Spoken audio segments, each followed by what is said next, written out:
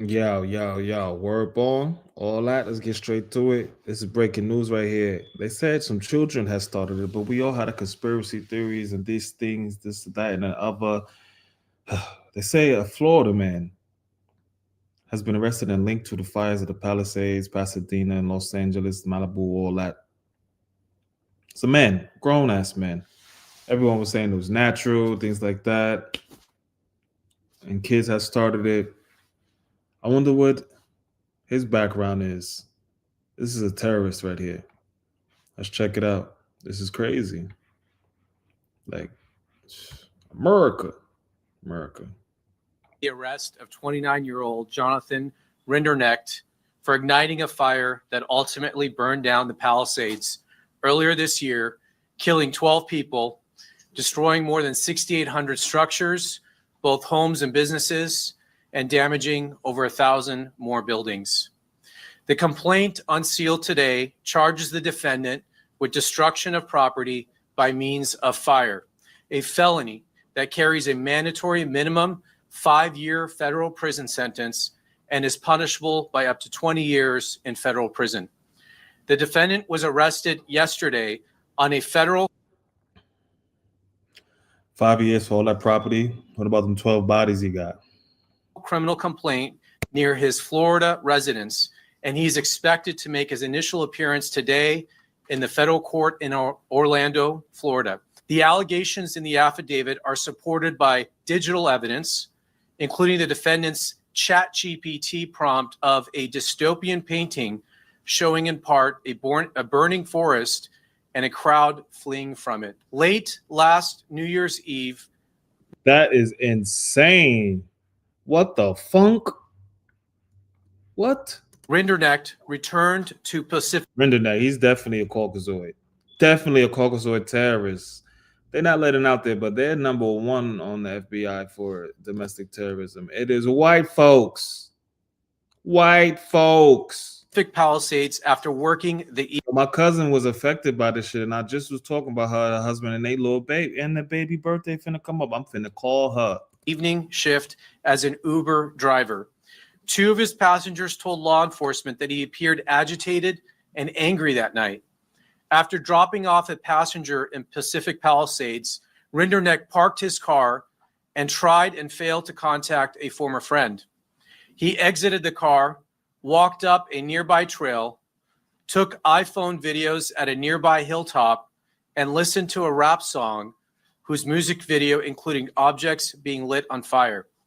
The defendant had listened to this song and watched its music video repeatedly in the days leading up to the Lockman fire. 12 minutes into the new year, environmental sensing platforms indicated that a fire had started. It took the defendant several tries to contact 911 to report the fire. He fled the scene in his car, but turned around after passing fire engines driving in the opposite direction to fight the fire. Investigators determined that the Palisades fire reported on January 7th was caused by an intentionally set fire near a viewpoint along the Temescal Ridge Trail in Topanga State Park on January 1st. Topanga?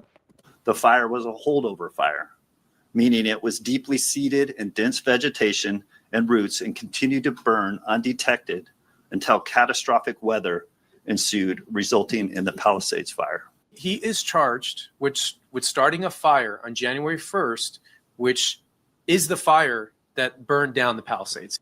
And killed 12 people. It did take a week to reignite, but he is charged with starting the Palisades fire. He started it on January 1st. Is he charged with more murder and mayhem? This terrorist acts complaint covers that fire and the damages and deaths that were caused by that fire. As far as what additional charges he will face, we will make those determinations in the coming days. Thank you all very much. Thank you.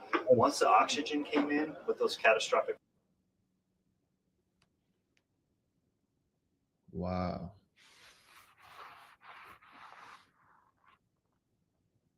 Winds, it created. So essentially that fire was burning undetected underground. Did he paint that shit? until enough oxygen. This shit was on purpose. Fuck, they talking about acting like, oh, he tried to call the white man isn't that bad of a mass murderer. Is that even a serial killer?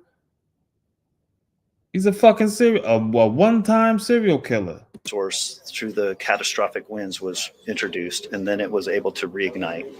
And so there was specific fire patterns that our investigators found. They were able to find debris and patterns that showed that from that specific point of the Lachman fire, that it reignited and then started the Palisades fire. We have evidence that this suspect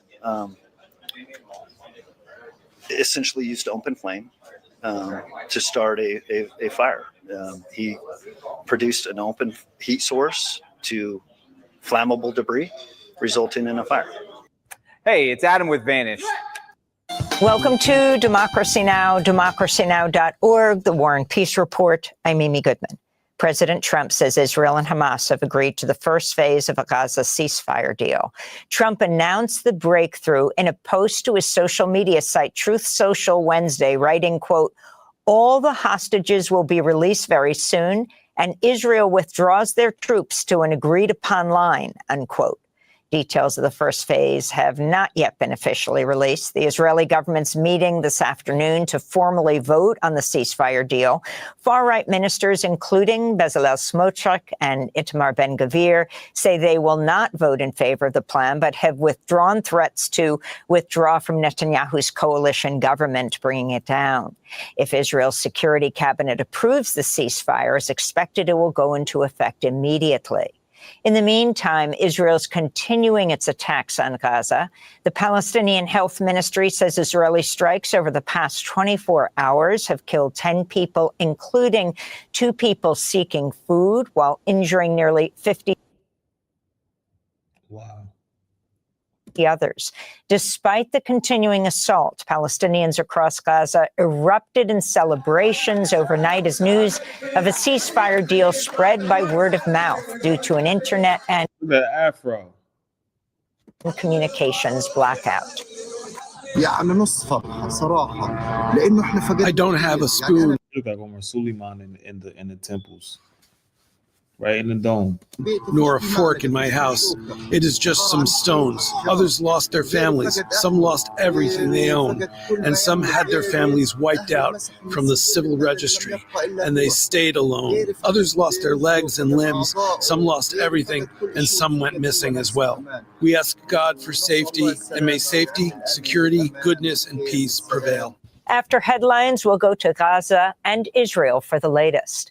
Spain's parliament has approved a formal arms embargo on Israel, permanently banning the sale of weapons and military equipment. Meanwhile, protesters across the Netherlands have held sit-in protests at 20 train stations in several cities, demanding the Dutch government end its support for Israel. This comes after an estimated 250,000 demonstrators joined a red line protest last weekend against Israel's assault on Gaza, the largest anti-war protest in the Netherlands since the anti-nuclear rallies of the 1980s. In the United States, Senate is the watermelon a Palestinian thing? Republicans Wednesday blocked a bipartisan resolution that would have limited President Trump's authority to launch military strikes against alleged drug traffickers in the Caribbean. The resolution was led by Democratic Senators Adam Schiff and Tim Kaine, with backing from Republican Senator Rand Paul. This is Senator Kaine. Letting a single individual take us to war based on a secret list that he won't even reveal to the public or to Congress sets such a dangerous precedent. And if my colleagues, as they've stated, believe we should be at war in the Caribbean or at war with nations in the Americas over the narco traffickers, they've had the ability the entire time to bring a resolution before us and have that debate in front of the Americans. That means y'all had the same amount of time when the Democrats were in office to do the same fucking thing. Shout out to Clinton. He's a drug smuggler. Allegedly. In public. This comes as 60 organizations, including Oxfam America and Human Rights First, sent a letter to Congress Wednesday condemning the recent U.S. strikes on boats in the Caribbean, writing, quote, We fear, barring decisive action by members of Congress, there will be more strikes, more extrajudicial killings, and potentially a full-blown limitless war with one or more countries in the region with likely devastating humanitarian and geopolitical consequences, unquote. Meanwhile, the Venezuelan president, Nicolas Maduro, claimed his forces halted a false flag operation to bomb the U.S. embassy in Caracas. In Washington, D.C., the U.S. government shutdown has entered its ninth day. The Senate failed to pass two funding bills that would have ended the shutdown. The Democrats' bill included more than $1 trillion in health care funding, which include Affordable Care Act subsidies. Congressional Democrats have introduced another bill that would pay child care fees for federal workers during the shutdown. On Wednesday, the IRS announced it'll furlough about 34,000 workers, nearly half its workforce, because of the shutdown. Meanwhile, Democratic Senators Mark Kelly and Ruben Gallego confronted House Speaker Mike Johnson for failing to swear in Representative-elect Adelita Grijalva. As soon as you guys vote, tell them the government. You don't want to be on that team, just how much? It's totally absurd. You guys are experts at red herrings in this direction. Moving along. No, there's nothing to do with Epstein. To see our interview with Representative-elect Adelita. Why is Epstein's list still not out? And why is he thinking about pardoning Ghislaine Maxwell? She's going to run to Israel, the Untouchables. Also, YouTube, you guys are my cousins. Let's not forget it. I'll put my DNA up there, matrilineal line. All right. I know you won't accept me because I'm black. And the new thing is you have to find somebody that actually was Jewish. I'm sorry, my slave master was Jewish, and she married her mulatto husband, and they had kids and had land in Virginia. Elenia Brown. Adelita Grijalva, go to democracynow.org. The Pentagon's Northern Command says 500 National Guard soldiers from Illinois and Texas have arrived in the Chicago region, despite opposition from local officials who've sued to stop the deployment.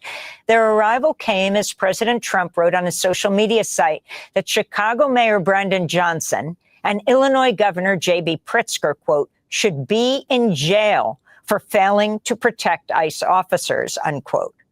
On Wednesday, Governor Pritzker rejected Trump's threat, saying, come and get me. He said Trump had deployed the troops without any advance notice. I've said over and over again, the federal government has not communicated with our state. As wild as we thought all this shit was going to go down when COVID came out, you know? It's wild.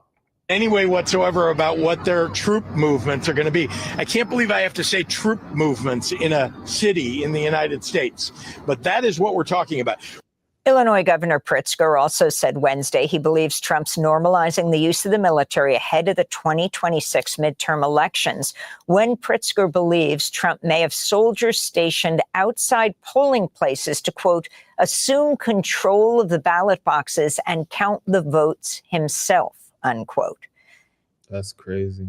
Meanwhile, Pastor is one of several plaintiffs suing the Trump administration after he was shot directly in the head by a pepper ball fired by ICE agents on a roof during protests at the Broadview ICE jail just outside Chicago. Video of the assault shows Pastor. Remember the 4th of November.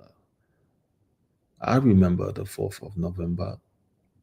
David Black of First Presbyterian Church of Chicago immediately falling to the ground. Just before the attack, he was praying.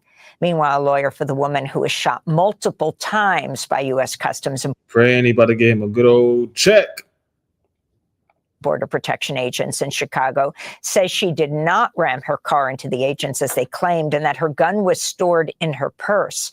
Marimar Martinez was arrested with assaulting a federal officer after DHS claimed the agent fired their weapon in self-defense. President Trump led a roundtable on Antifa Wednesday, hosting far-right activists posing as independent journalists. Homeland Security Secretary Kristi Noem compared Antifa to MS-13, Hamas, Hezbollah, and the Islamic State. This follows President Trump. What? I don't think Antifa is graping people. Executive order last or smuggling narcotics. month designating Antifa as a domestic terrorist organization. Did they unalive anyone? This is Trump Wednesday claiming without evidence that Antifa is paid and funded. The epidemic of left-wing. I definitely believe they're paid and funded. I was actually in those riots in San Diego, and those guys had some tech on them. Some people were also seemingly very aged and like militant, had really nice boots. They had like clothes on, but like cargos, unmarked and things like that. And I know people, there were definitely agents out there. Wing violence and Antifa-inspired terror has been escalating for nearly a decade. At universities, Antifa has organized riotous mobs to attack campus speakers. I see it all the time. And these are agitators, anarchists, and they're paid. We're going to be very threatening to them, far more threatening to them than they ever were with us. And that includes the people that fund them.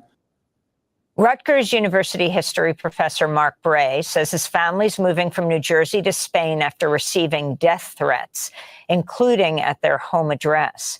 Bray was teaching courses on anti-fascism and terrorism at Rutgers. He's the author of the 2017 book, Antifa, the Anti-Fascist Handbook. His planned flight from the U.S. comes after the Rutgers chapter of the campus conservative group, Turning Point USA, circulated a petition labeling him Dr. Antifa and calling for him to be fired.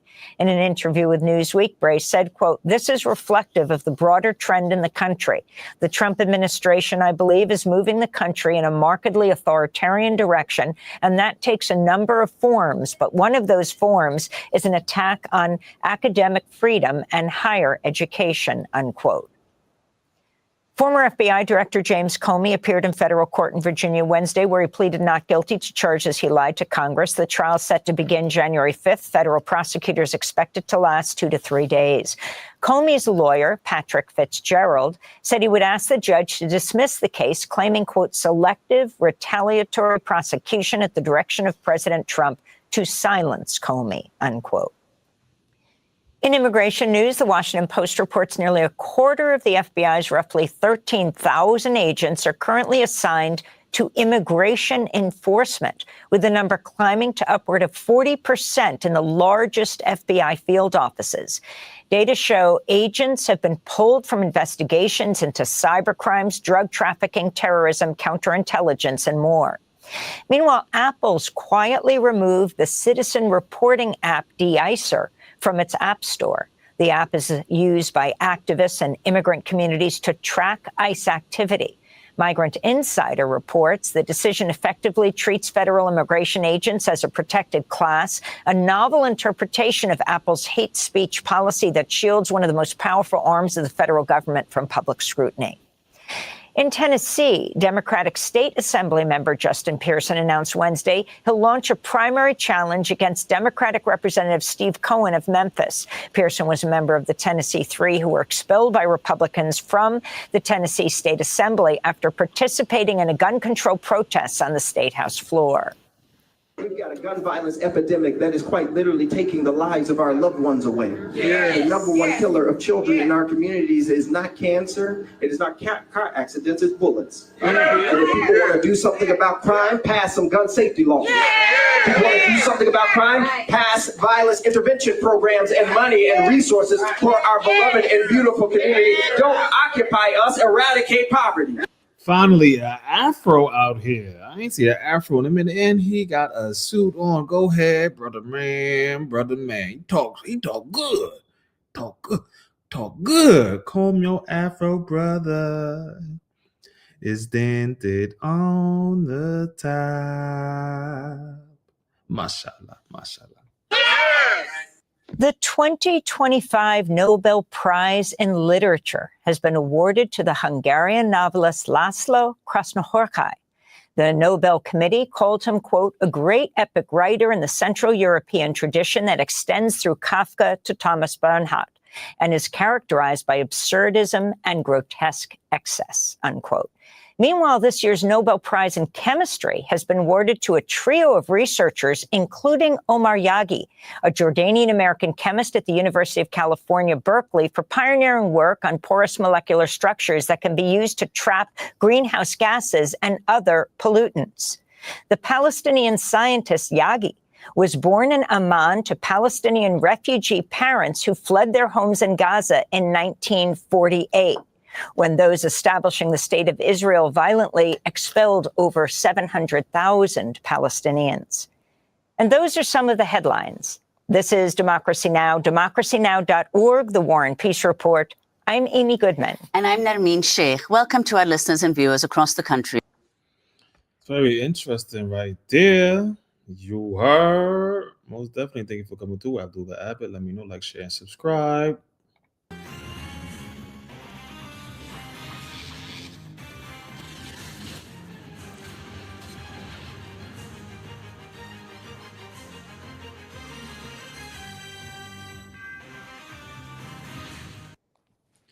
Mashallah.